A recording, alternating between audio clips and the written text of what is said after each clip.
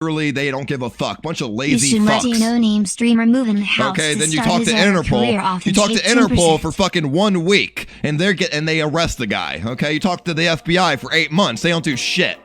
Fuck the FBI. On TV. Well, I shouldn't say that, but they're just. I was just annoyed with them because they said, "Oh yeah, we're gonna get this guy for you," and then fucking 8 months later, they didn't do shit. What's up, everybody? I'm Tommy C. This is Shot from the Point News and your weekend social media wrap-up. Ice Poseidon in trouble with a capital FBI. Reports are coming out that he can't stream in the state of California, and there's all sorts of rumors on why the FBI is there. Nothing's clear yet, but this is what we know so far. Now, Ice Poseidon's home has been raided by the FBI. Most of his electronics have been confiscated, which has led to speculation. A lot of that speculation centers around the mayor of Tampa. Last month on his Twitter that was hacked, he reported an incoming ballistic missile. Now, of course, this was a crude prank, but local media reported it as Ice Poseidon was actually the hacker himself. That's what's led to the speculation that this FBI raid has something to do with that. Now, former ICE associate Bone Clinks is suggesting that we're all on the wrong track, that this particular situation has nothing to do with phone spoofing. He claims that he has inside sources at the police department, potentially the FBI, and they are on a much different track than what the current speculation is. Has been ongoing investigation for a long time against the DJ and against Ice Poseidon, and this is the culmination of it. That's why DJ was arrested at the same day, at the same time, and that DJ will be in jail for the next couple days, and he also doesn't have his cell phone or anything else like that, and that they're the targets of an investigation. Now, DJ is another former ICE associate, and back in February, he claimed that he was going to snitch to the FBI, that he had a phone filled with information that would be incriminating for Ice Poseidon. Here's the tape. It's pretty poor quality, but try to listen. The RICO case is going to probably take a month. I don't know.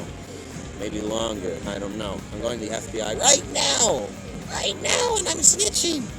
See this phone? See this phone? This is the phone Paul thought. This is the phone Paul told Merlin to steal. Did you know that? Paul wanted this phone because this phone is my purple farming phone. This is the purple phone that Corinne bought me in March a year ago. This is the purple phone that filmed all of the Florida trip and most of their fucking streams. But also on this phone is my fucking black box. My black box is a file. It's encrypted and it has every single text, Discord call, and everything made inside the Purple Army Discord and every other Discord, and everyone's usernames and their addresses and everything. But it's physically on this phone. This phone was buried in Roxbury Park for the last 3 months. And I use insurance policy. This is the insurance policy. This physical phone. It has money on it. It has everything I need to put Paul in jail. So Paul thought that Merlin got this phone. Guess what? He got the wrong phone. This phone is being taken to the FBI right now, and they will have all the evidence they need. Now, it is important to note that up until recently, DJ did disappear after he uploaded this IRL stream. But this is my last video, and this is my retirement. The FBI told me if I fucking give them this, they'd put me in witness protection, and I cannot access the internet or stream for a few months while this case goes on. And I can't stream until the court case is over. This is going to be a year or two. So, I'm not retiring forever, but I'm retiring now. So goodbye, everyone. Thank you. It's been fun. I just wanted to play video games and stream and travel and have a good time, dude. I was not asking for all this. Now, since he's come back, he's made a post on Reddit suggesting the evidence that he has in his phone is that Ice Poseidon has been self-swatting to gain attention for his live streams. Now, Ice Poseidon, Paul Danino, he has a much different take, as you might imagine, on the FBI raid. Or should I say SWAT? That's right, he's framing the whole thing as a swatting incident. Paul wrote on Twitter, "It makes me sad that there's people on Reddit happy that I got swatted. Let me make this clear. It wasn't a Ponzi scheme or anything else people are coming up with. It was literally somebody framing me via spoofing and other means, making it look like I am a sophisticated hacker." Pertaining to his equipment being confiscated by the FBI, Paul also wrote, "My equipment was taken so they can check if it was actually me who did the acts in question, not because I'm guilty of something. Anyone who is happy is a seriously fucked person. considering someone could have been seriously hurt until the FBI makes a public statement on exactly why they are in Ice Poseidon's residence. We're really not going to know much of anything. Does DJ have evidence that Paul is self-swatting? Is he working with the FBI? Shot from the Point News was unable to confirm whether DJ has been arrested by the FBI, and it's kind of unlikely considering the fact that he is posting on Reddit about this particular case. Is Paul Donito downplaying the FBI raid, trying to frame it like he was a victim of something? A fan of Paul did call him out. I found this tweet kind of interesting. I'm going to show it to you right now. Michael Joseph wrote, "You were not swatted. You still lie. You were raided by the FBI and served a warrant from a judge to search and seize all your electronics. I hate when you get swatted. You don't deserve it, but you weren't swatted. You were raided after an investigation showed probable cause." Ice Poseidon responded, "The probable cause was spoofing, and I'm assuming the judge had no idea what spoofing was." Now, you might be saying to yourself, hey, that might be a quasi-contradiction. Yeah, kind of. There's two ways to look at it. One way to look at it is Ice just admitted that he wasn't swatted. The judge made a warrant, and that's not exactly a swat. SWAT's when you call something in, and it's just totally bogus, totally phony. If the judge had probable cause to give him a warrant, it's not a SWAT, it's a raid. But what he might be trying to say is the actual charge or the accusation that he got control of the Tampa mayor's phone is the actual SWAT itself, that the investigation itself was initiated under false pretenses. Ice is having a rough month, earlier being accused of a Ponzi scheme. He's now cleared the streaming house. Nobody's there. And yes, the scuff.com, the live streaming website that he is supposedly starting, is also seems to be in limbo. That site is currently down. Again, I want to make this abundantly clear. We know nothing at this stage. They're all accusations. Nothing has been confirmed by the authorities, but also, again, we're going to find out. Adam22 had a rough and very interesting week. Count them, two gunmen have shown up at his podcast. Here was the first incident earlier in the week.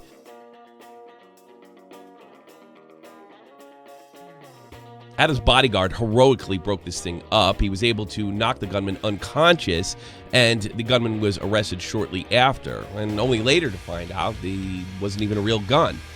But it didn't stop there. Yesterday, another gunman showed up at Adam's store, and he appeared to be there to kill him. I can't put it any plainer than that. Even at one point saying that he wasn't there for the money. Although this is a very serious incident, the clip that I'm about to run you is very comical. This is comical footage. This is not the guy you want to hire if you're gonna get a hitman, and you'll see why.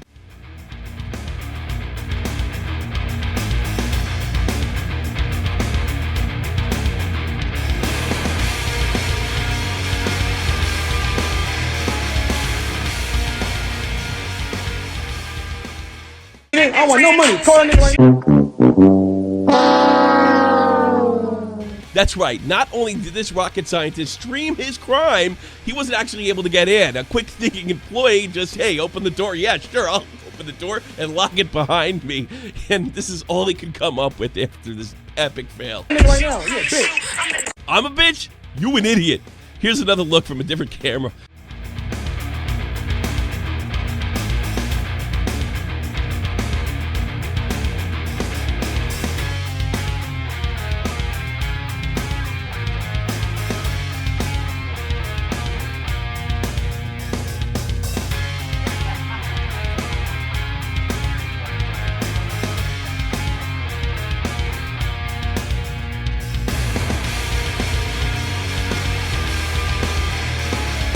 Well, the Los Angeles Police Department did bring out the helicopters that closed down the entire block and put the cherry on top of this epic fail. And yes, our gunman was arrested. That's why this is. No, that's it. That's it. I gave you an explanation. That's it. You want to go inside here? All